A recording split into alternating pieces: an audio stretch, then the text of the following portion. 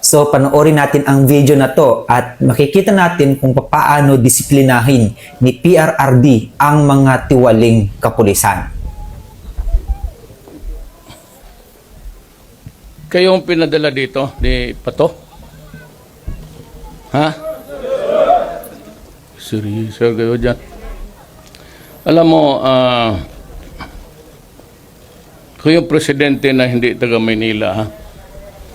Hindi ako sanay ng mga paikot-ikot, probinsyano ako.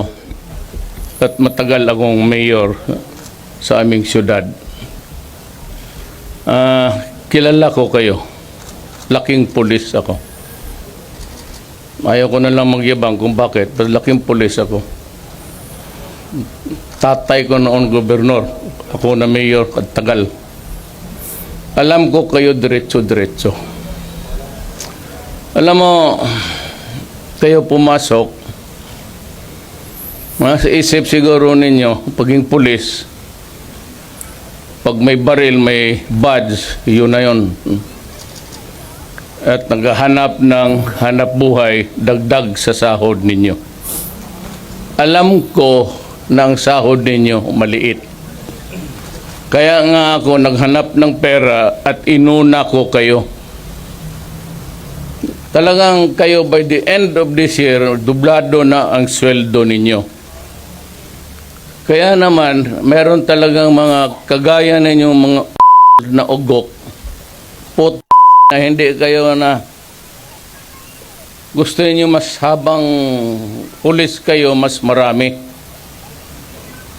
Ayan ang problema ninyo. Yung iba nagbababae, may asawa, yung iba naman mag-ambisyon, Grabe, gusto no? ng kotse, gusto ng magandang buhay.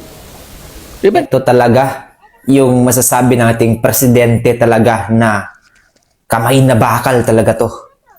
Kayo pumili na pagkapulis, alam naman niyo talagang mahirap. Mahirap talaga ang pulis, entry ninyo lang. Kaso, nag-ambisyon kayo ng mas malaking kita. Kunin nyo dyan sa mga vendor, sa mga driver, kung anong kaputahan, magkapera lang.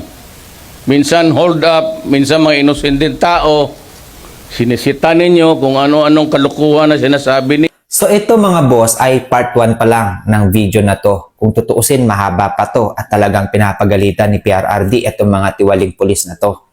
So alam nyo mga kababayan, ito yung mga hindi ko nakakalimutan mga moment kung saan paano magdisiplina ang isang Tatay Digong. Kaya namimiss namin yung mga ganitong klaseng mga pamumuno na kung saan talagang ang pagmamahal ni PRRD sa mga tao ay talagang solid talaga.